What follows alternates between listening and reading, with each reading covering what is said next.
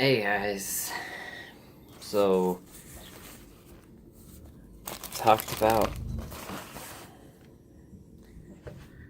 I talked about Independence Day. My papers are falling down.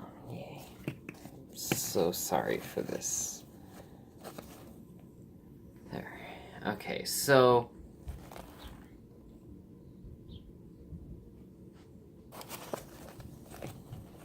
really paper. Okay. So Independence Day Resurgence picks up a few years, 20 years after the first movie. And everyone's old now. Will Smith is dead. But the world has been prosperous. All of the countries of the world have become peaceful, basically, and the governments and armies have been working the alien tech into their tech, and the world is just a so much better place because of the events that took place in the first movie. And that immediately was intriguing. And then you add in I feel like that could have been a whole sustainable movie right there. It would be more of probably a political movie with some sci-fi elements rather than an action movie like this one. But that would have been a really cool, sustainable movie plot all by itself. But now, the aliens have come back. And they've had 20 years to perfect their technology, too.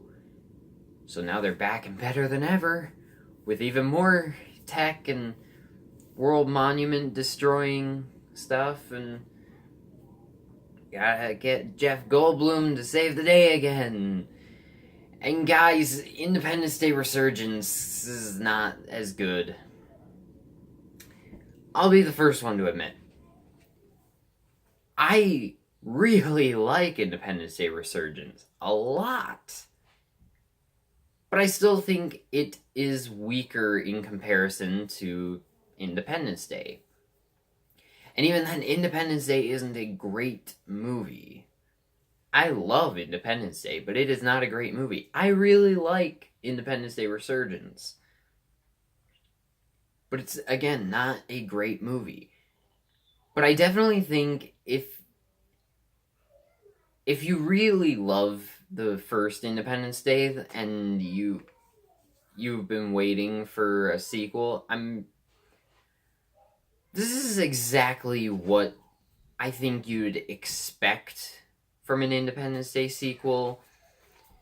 A bigger budget, more effects, most of the returning cast, more just really dumb, fun action sequences, all that stuff. This is exactly what you want from an Independence Day sequel.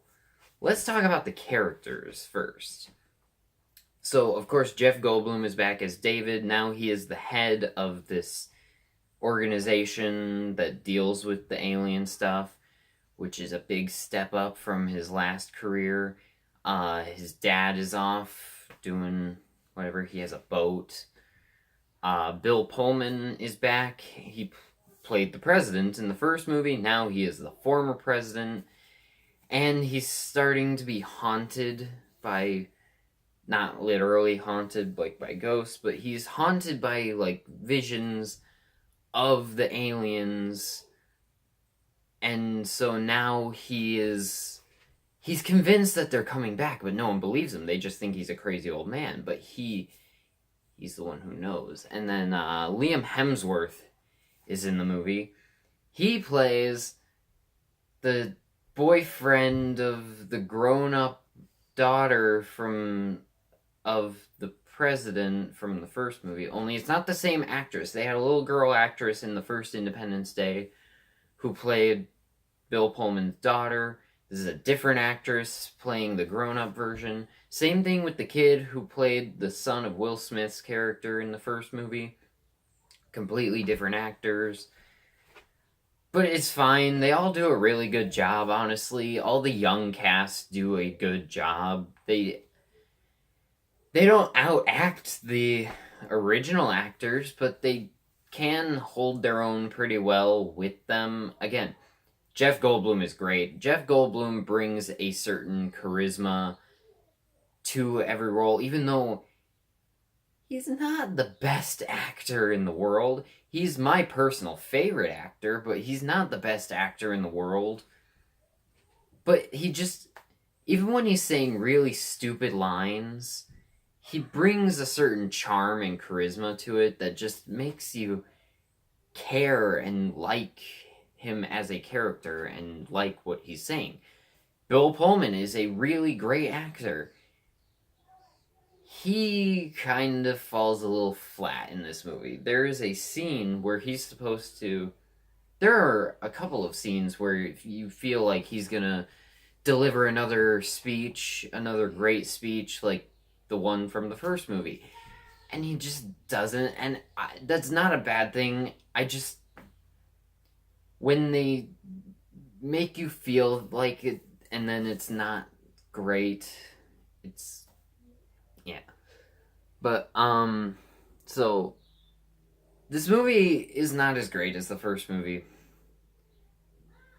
But it's about as fun. I mean, when the action sequences are happening, or when Jeff Goldblum is on screen, or even when Brent Spiner is on screen, who is, I might say, tied with Jeff Goldblum as my favorite character in these movies.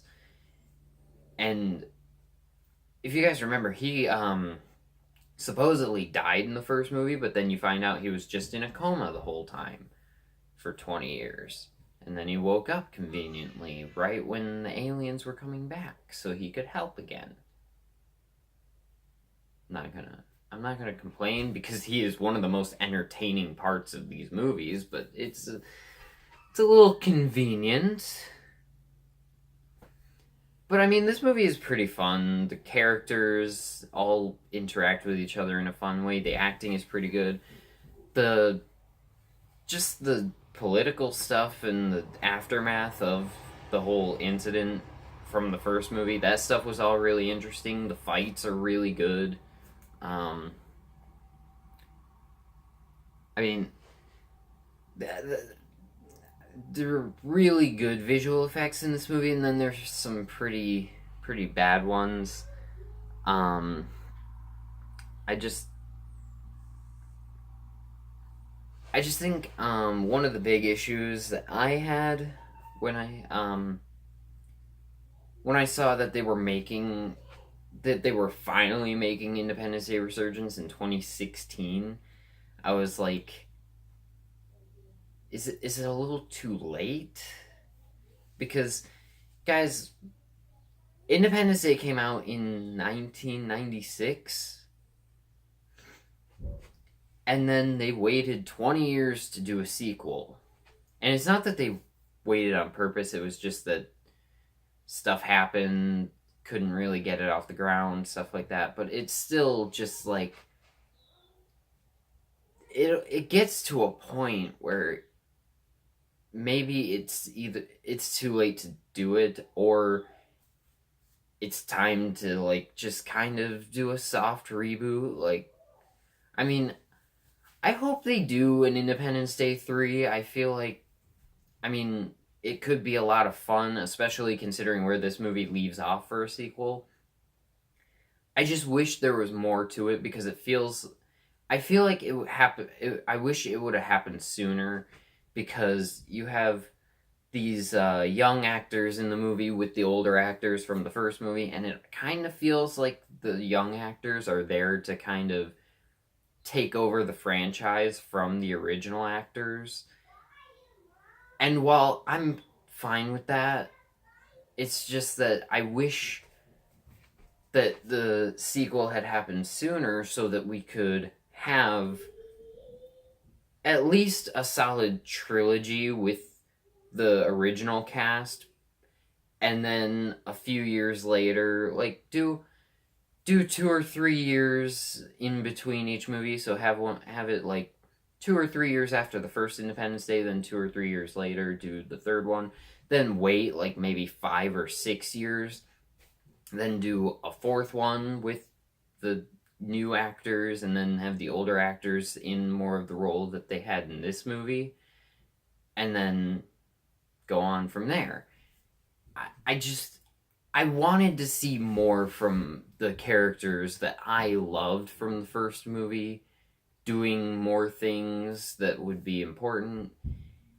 And it just kind of made me sad because it's like, yeah, I like the movie, but I don't love the characters, the new younger characters that they're trying to hand this franchise off to.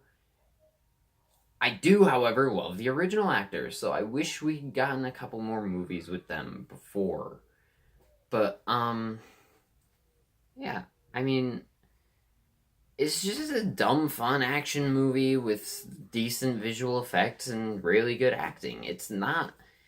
If you go into an Independence Day movie expecting Citizen Kane, then you are bound to be disappointed. If you go in expecting Independence Day, you're probably going to be really satisfied. And I am going to give Independence Day Resurgence a B. Thank you guys for watching this video. Let me know in the comments what you think of Independence Day Resurgence if you've seen it, and I will talk to you in the next video. Bye.